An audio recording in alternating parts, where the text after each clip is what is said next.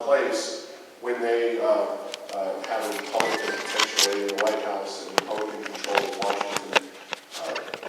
I just think that we're sadly the state. So I work at the state level, which New Mexico is a tough place to work, but I'm more optimistic about what we can do here in New Mexico to stop, throw sand in the gears, and make the national takeover of our healthcare system as difficult for the politicians as possible. So that's what I really want to talk about. And the first thing out of the chute is, again, a result of John Roberts' very interesting legal reasoning in the decision. This one actually tilts in our favor, though, because under the law, Medicaid, which is a program serving low-income folks, primarily needy folks, those kinds of people, would have been mandated to be dramatically expanded. Well, John Roberts and the majority of the court said that no, the federal government cannot force the states to expand Medicaid. And just to give you an idea of where we're at, let me see, next slide please. So 133% above the poverty line is where the federal government wants us to be. That means that people who make less than $15,000 a year, that would be 170,000 more people added to the Medicaid rolls. Next slide. Now, the left is going to argue, whoa, this is great. Free money, Cisco McSorley here. All these so-called uninsured that show up to the hospitals needing treatment under federal law, they have to be treated. So this will, this magic wand that the federal government's going to wave is going to solve that problem. Well, that's called uncompensated care. Well, uncompensated care, and this includes illegal immigrants and all those people that just show up without insurance, is 2.8% of total health care expenditures. If you don't think what Obamacare does is going to increase health insurance and health care costs by way more than 2.8%, I've got some swampland in Florida for you. Next slide. And this is a map. You may be able to see more or less. The red or reddish states are the states that are leaning or have said we are not going to take Medicaid and expand it.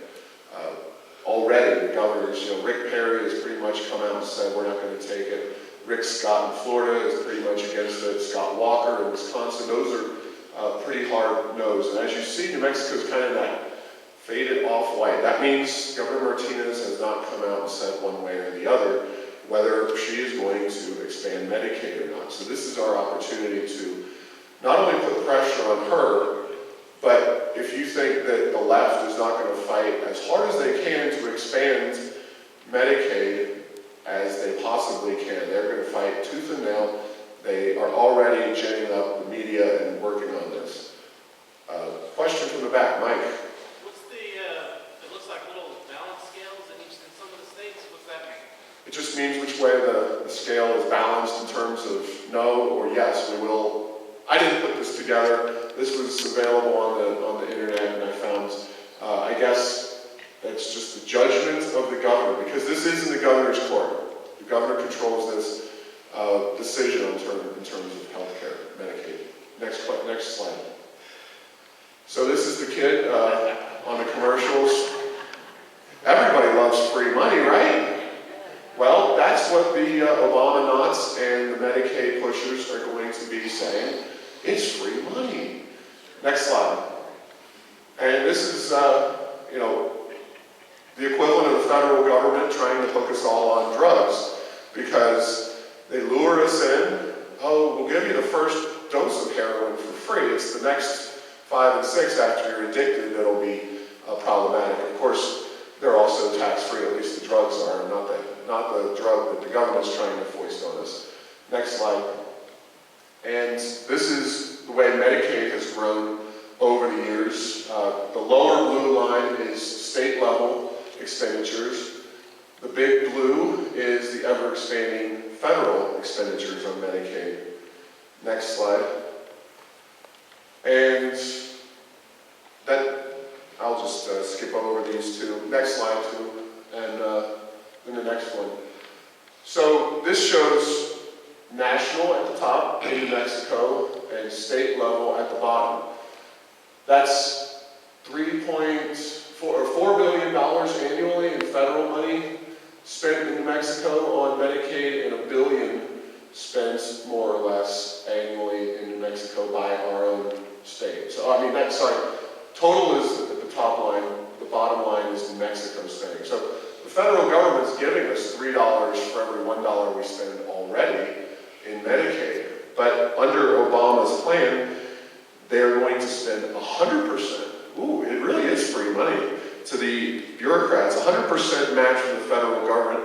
But after 3 years, it goes down. 2017, they'll pay 90 for 5%. In 2020, federal government will only pay 90%. Now that sounds still very generous. Of course, it's all coming from China and other people on the credit cards, so it's not real money anyway, it's printed. The other thing is that, what do they do after it's 90%? Do we go down to 85? Do we go down to 80? How far will we go? And how much will New Mexico be left holding the bag for Medicaid? So if we can tell the drug pusher no right now, we can save ourselves a big headache come the future when the federal government gradually starts luring us in and taking even more and more money out of our own pockets. So next slide.